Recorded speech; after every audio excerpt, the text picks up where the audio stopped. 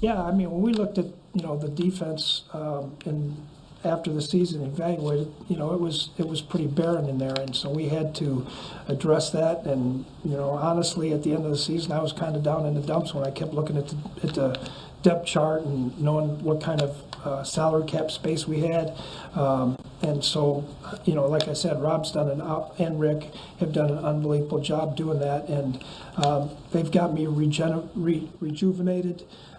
With the guys that they've brought in and the players that they've been to help. And then you got guys like Anthony Barr who he decides to restructure his contract because he wants to be here.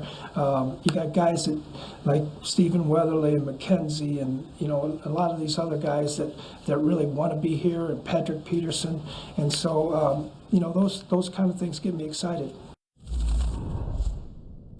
Mike Zimmer, Vikings head coach, rejuvenated by the things they've done on the defensive side of the ball.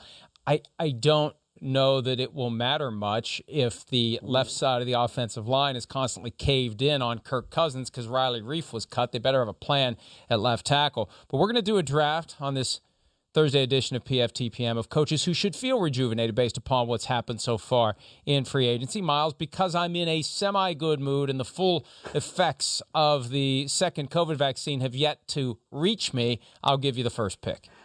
Well, it was a good mood, the first segment of the show, and I guess over the last 35, 36 minutes, being around me has just brought that down. But I love the first pick because I'm going to take Bill Belichick, because I think that if anybody should feel rejuvenated, it should be him. Look, Bill Belichick has not done this in free agency. We saw Robert Kraft say this to Peter King, that, usually all the teams that spend a lot of money in free agency, the Patriots sit back and they start laughing. But this year, they didn't. You look at what they've done, and they got the graphic up right there. Look, Matthew Judon, another guy that, he's got 34 and a half career sacks, somebody that can be productive. I think all the things that they've also done offensively, when you talk about getting two real productive tight ends in Jonnu Smith and Hunter Henry, you sign somebody else like Nelson Aguilar, Kendrick Bourne, all those guys. It's really lining up, at least for them at this point, to be much better than they were at 7-9 right there in the 2020 season. Now, this year they could, get above that 500 mark. Maybe it just ends up that they are 9-8, but they could also be 10-7, perhaps even 11-6. I don't know, but I just feel like at this point, with the moves that they've made in free agency so far, in this offseason so far, Bill Belichick should definitely feel rejuvenated. And it's weird to think that, because basically he's cleaning up his own mess. It's his own fault that he needed to get rejuvenated because they've done such a poor job drafting in recent years, as his boss, Robert Kraft, said yesterday. And they're hoping to have a better draft, and they clearly have made an impact in free agency. I'm going to go Sean McVay, the Rams coach. He's made plenty of messes in L.A., given out contracts he shouldn't have given out to guys like Todd Gurley and Jared Goff. They dumped Goff, tucked him into that Matthew Stafford trade, so it wasn't obviously a Brock Osweiler hot potato move, which it was. They get Matthew Stafford. They add Deshaun Jackson. For the 2 games he's healthy enough to play, he should make a real difference. And I'm kidding. If he can stay healthy, he will make a huge difference with a downfield threat. And even if he doesn't play a game, Matthew Stafford makes the Rams better. They've still got an awesome defense.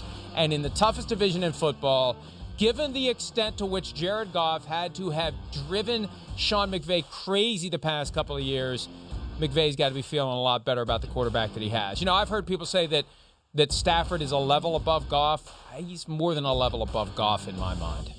Oh, you mean Michael Brockers, who now had to apologize for that because Yes. he and Jared Goff are teammates again? Yeah, I agree with you. I think Sean McVay should definitely feel rejuvenated, and he's probably somewhere in Southern California in the lab cooking up plays that will also beat zone coverages, because they'll be able to do that. Now, I think the next person is still in California, but because he can get his quarterback of the future, I think it's got to be Kyle Shanahan. He's got to be feeling very rejuvenated, probably, because they have now traded up to number 3 overall. They're going to be able to get somebody who they really believe in as a passer. And I think the nice thing has been that they're not really shy about the fact that what they have done is to go up to trade for a QB. And I think whenever you're in year 4, year 5, as Kyle Shanahan is getting into now, and you don't have that solid franchise quarterback, you know you need to get one. And clearly they have evaluated it that Jimmy Garoppolo is not that guy. And I think, Mike, you and I both agree that by week 1, Jimmy Garoppolo will probably be elsewhere. So he could be somebody else's quarterback of the future. But the San Francisco 49ers quarterback of the future is probably going to come from this number 3 overall pick. You know, Cleveland's not that far away. When you least expect it, Miles. I'll go with the low-hanging. Mike. I'll go with the low-hanging fruit here of Mike Zimmer because he's a defensive guy. He's an old-school defensive guy, and his secondary, specifically his corners, were so bad last year, and they tied up all that money in Anthony Harris as a franchise player at safety after they had groomed him from undrafted into a guy that they thought enough of to apply the franchise tag, and last year he just wasn't very good. Those new bodies in the back end of the defense will make him happy. Now, he still needs a pass rush, and he's got to get this all figured out with Danielle Hunter, and he seems to think that it is. But to the extent that the pass rush will struggle, they'll have better options behind the pass rush to try to keep receivers from running free, which we saw all too often. Also, the notion that there probably will be fans this year at US Bank Stadium, even if it's not full, some fans, better than 0 fans, which makes it hard for the Vikings to have a home field advantage. No doubt. That is one of the best game day environments that there is in the NFL. The Skol chant right before kickoff is one of the most fun things. And also when they score touchdowns and it sounds like there are explosions going off before they blast Prince's Let's Go Crazy. That scares me every time I'm in the press box, but it's also very fun. All right, next person. Since we were told that we could choose coordinators, you chose Sean McVay. I'll go with somebody else from the Rams, and that's Raheem Morris. And I think he should feel pretty rejuvenated because last year he started out as the Atlanta Falcons defensive coordinator, then got elevated to interim head coach once Dan Quinn got fired. That could be tough on anybody, but I think it also would rejuvenate anybody when you then go over to the Los Angeles Rams and become the defensive coordinator of what was the number 1 defense in football last year in both points allowed and yards allowed. And you get to coach Aaron Donald and Jalen Ramsey. They just signed Leonard Floyd, too, to a long-term deal. So if anybody is a coordinator and should feel rejuvenated, I would believe it should be Raheem Morris. He has a chance to take over a great defense. I've got a coordinator, too, and I would have gone with this one earlier, but once you went with Belichick, I knew you wouldn't take this next guy.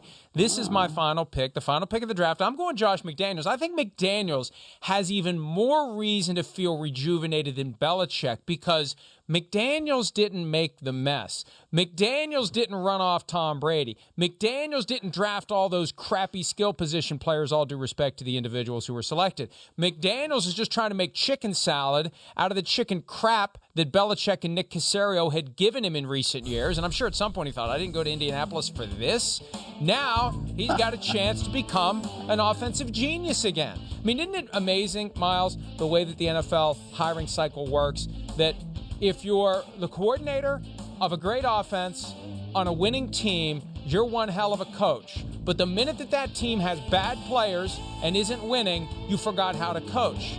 And I know that leaving the Colts at the altar is something that McDaniels is having a hard time living down, and it's keeping teams from pursuing him. But I guarantee you that if the Patriots of 2021 have an offense like the Patriots of 2007, McDaniels is going to be at the top of the A-list when it's time to look for coaches next year. So he's definitely rejuvenated in more ways than one because now he may have a chance to get real consideration to be a head coach. I mean, he lost a face-off this year with Nick Sirianni in Philly and last year with Kevin Stefanski in Cleveland, 2 guys who have far less experience and success than him.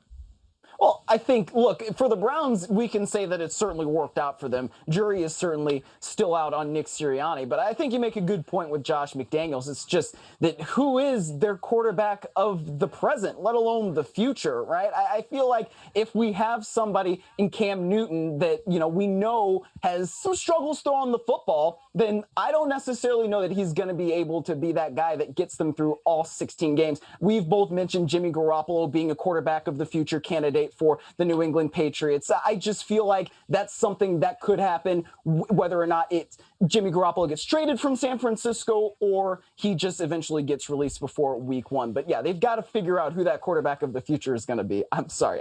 I can't even hold it anymore. Will you please stop it? And you mentioned Jimmy Garoppolo. If I was a Patriots fan, I assume you're being egged on by Matt Casey. If I was a Patriots fan, I would not want anything to do with Jimmy Garoppolo. I'm sorry. The guy's made plenty of money. Do not feel badly for Jimmy Garoppolo. He's had his chance, and it hasn't worked because the guy can't stay healthy. I am not casting my lot. I am not risking my future. I am not pinning my hopes to a guy who can't stay healthy at the one position other than punter and kicker that is protected more than any other by the rules against contact. And as Sim says all the time, Garoppolo doesn't have he's not sufficiently, he's in great shape, but he's not sufficiently fleet of foot to get out of harm's way, and he doesn't make the best decisions. He injured himself trying to be tough guy on the sideline and dropping the shoulder into the chief defensive back and tearing his ACL. I don't want anything to do with Jimmy Garoppolo if I'm a fan base and he's an option to be a starting quarterback, because he's going to play and he's going to look good, and then he's going to get hurt, and you're going to be